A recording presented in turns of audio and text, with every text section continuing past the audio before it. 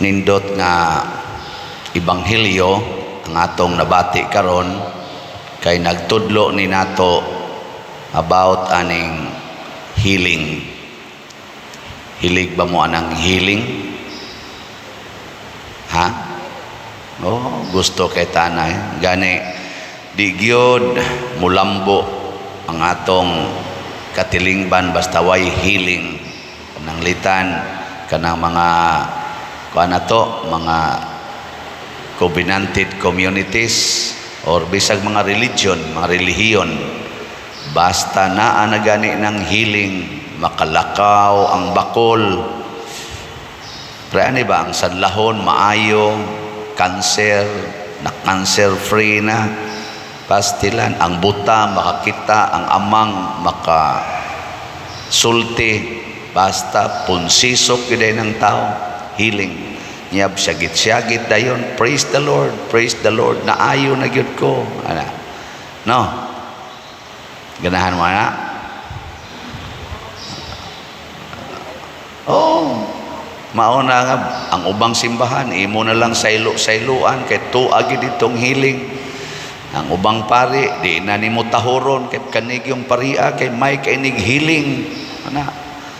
Pangitaon tagid ni sa Canades Padersiano siya dili wa na higahom kadtog yung usa kay gamhanan gito healing mo na atong hilig mo nagipakita ni Hesus na kini di ay pag-ayo sa atong sakit sa unsang sakita labi na gyud physical. Kini bang mga milagroso nga mga panghitabo mga kaayuhan natong nadawat dili day na maoy katapusan sa pagbuot sa Ginoo. Kaya ingon man diri, kung buot ka, maayo ko. Ingos Kristo, buot ko, maayo ka. Pero di day na maoy kompleto nga pagdawat sa kabubuton sa Ginoo, kana lang pag-ayo sa atong sakit. Kung dili, musangko gid ay na sa pagsimba dito sa simbahan. Daghan kay nangaayos ilang sakit din asad noon manimba.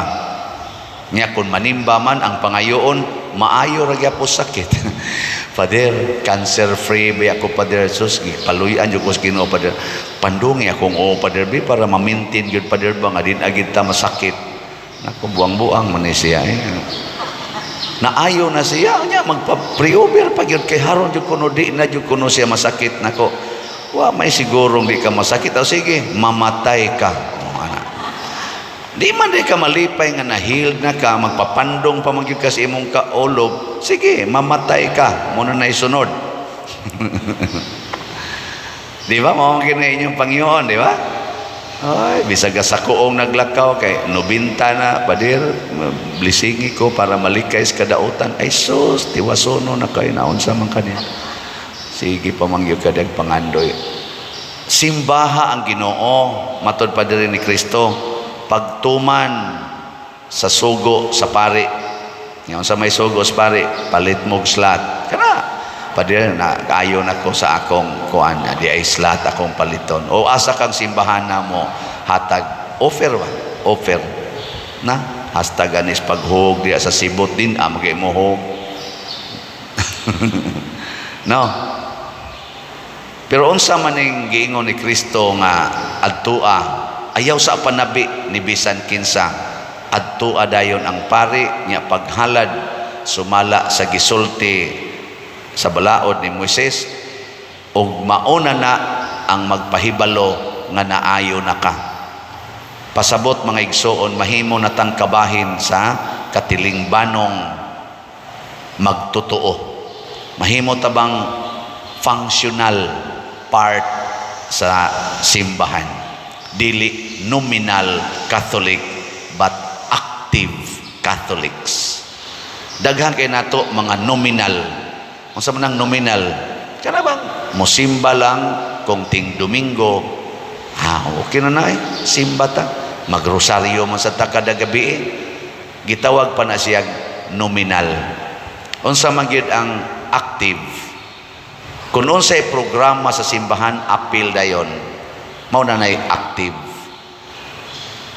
Way kapuslanan ning pagsigig simba, siging rosaryo, siging chaplet anang divine mercy, siging sabong anang scapular, sabong pag scapular, sabong pag medalya sana milagrosab, sabungan pag rosaryohon, magsapid na lang guna di tanan pertindaghana, pero dili ka active, passive.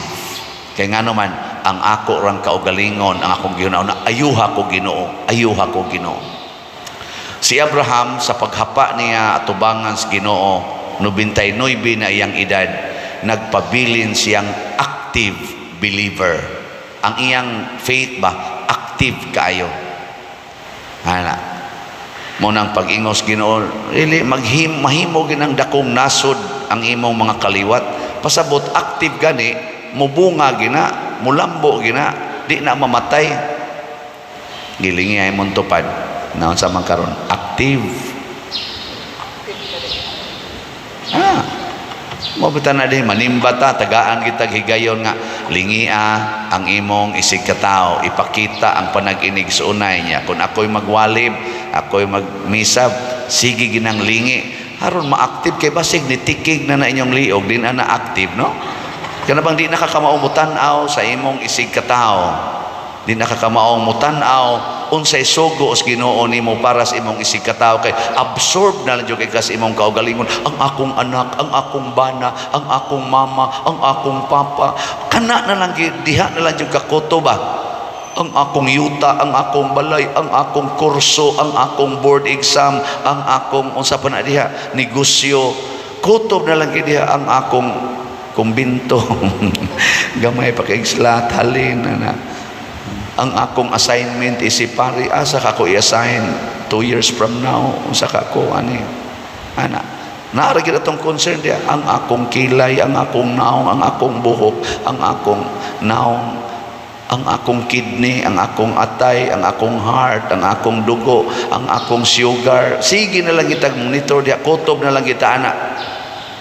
Lingi-lingi sa diha sa imong tupad, oy, ang akong silingan unsa kay gikinahanglan, ang akong bana unsa kay gikinahanglan nga nagpuyo naman lang ni dito sa silingan, unsa kay iyang gikinahanglan nga akong buhaton nga tuwa naman nagpuyo dito ana.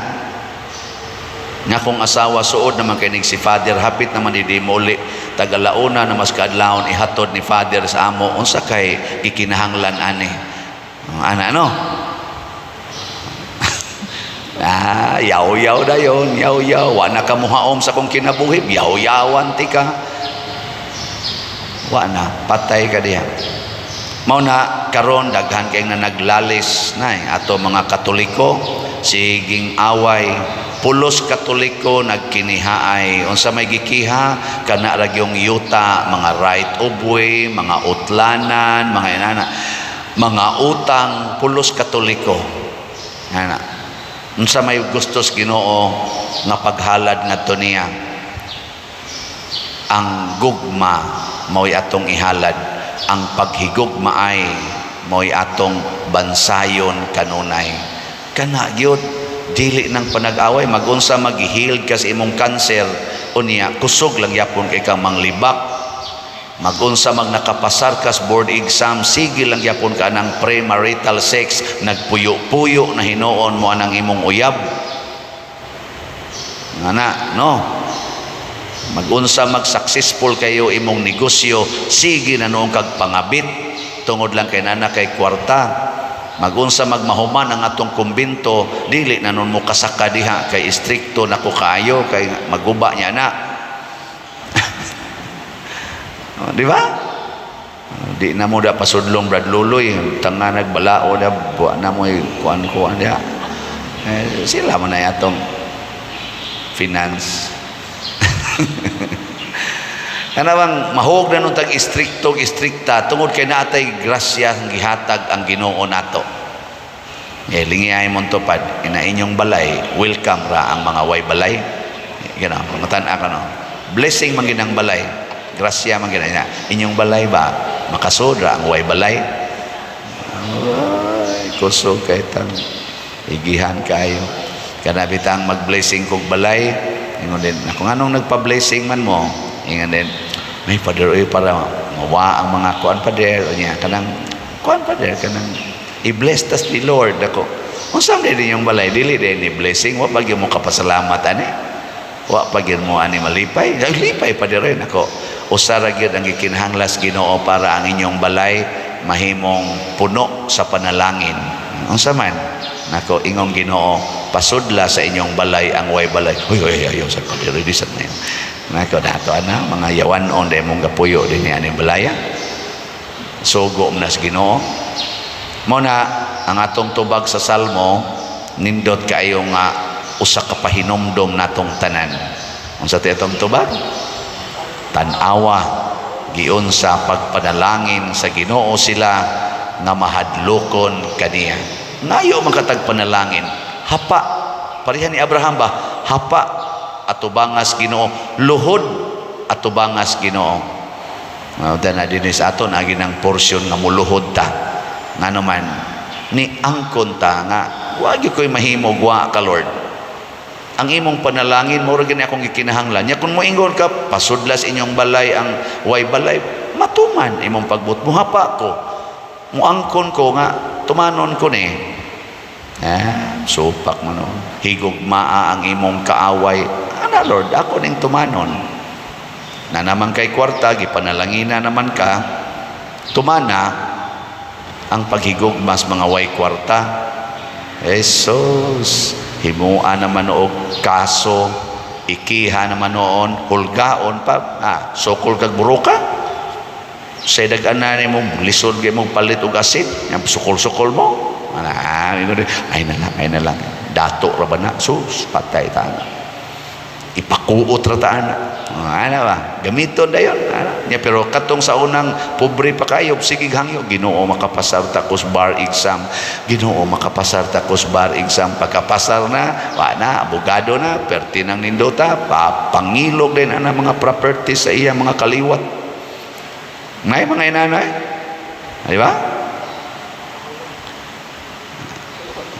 sige katapusang lingis yung tupad na ay kusog mangilog sa inyo.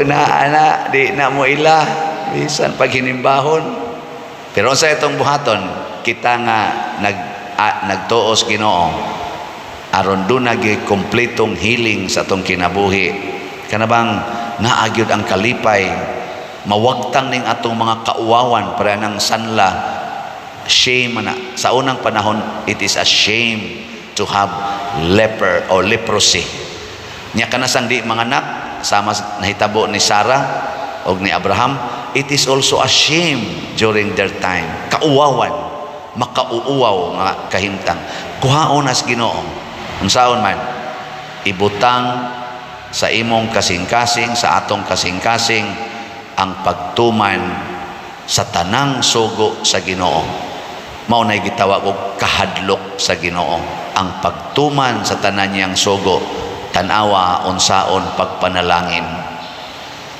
ako inahinay ra jud kog tuman pero sukad sa una ning kamot jud kog tuman sa sugos Ginoo daghan man sa kog failure sangtod karon pero kanaman kong pagtuman wa masabot nga perfect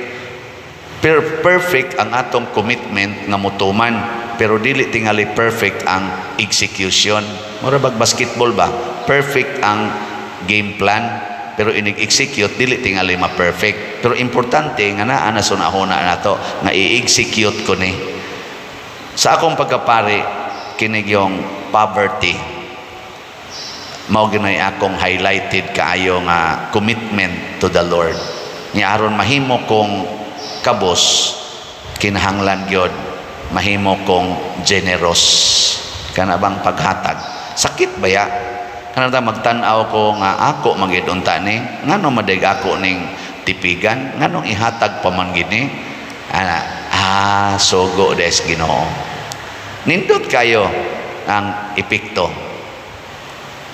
tutok pa muna ako nindot ang epekto o bati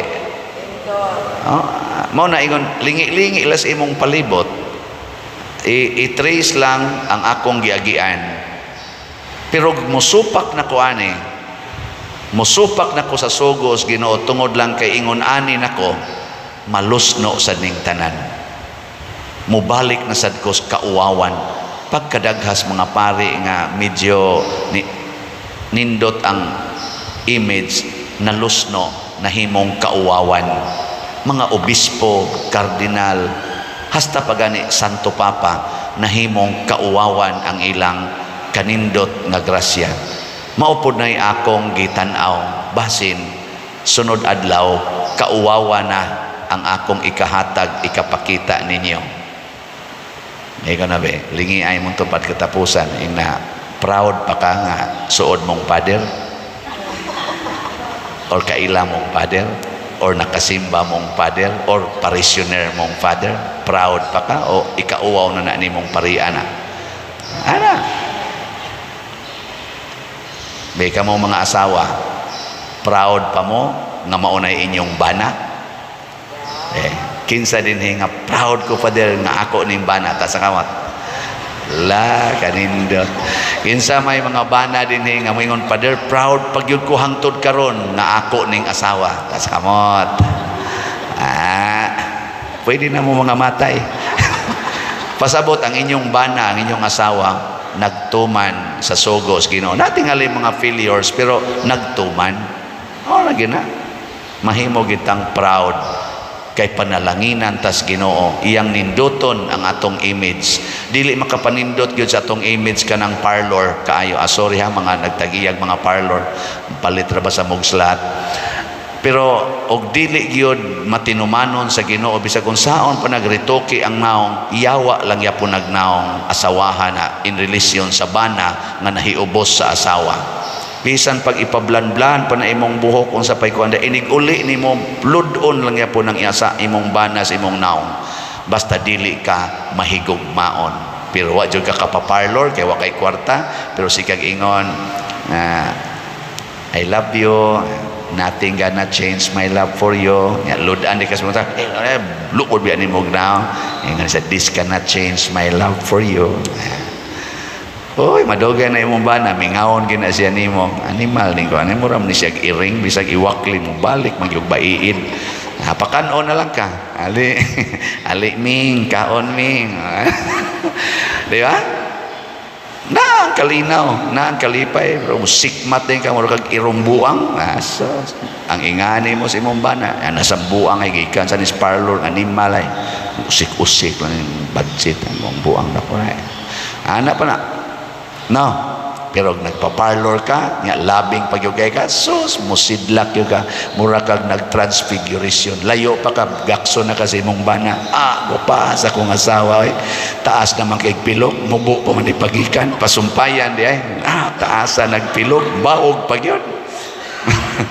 Daigon ka, daigon ka. Pero di ka gani labing, dili ka kusog mo tuman sa sugos Ginoo, iguli nimo taas na kay pilok, hilas-hilas pa yan, taas og pilok, murag tinuod, naon pa ka na. Sige na nindog na ta, sige na mo lang tang panawayan.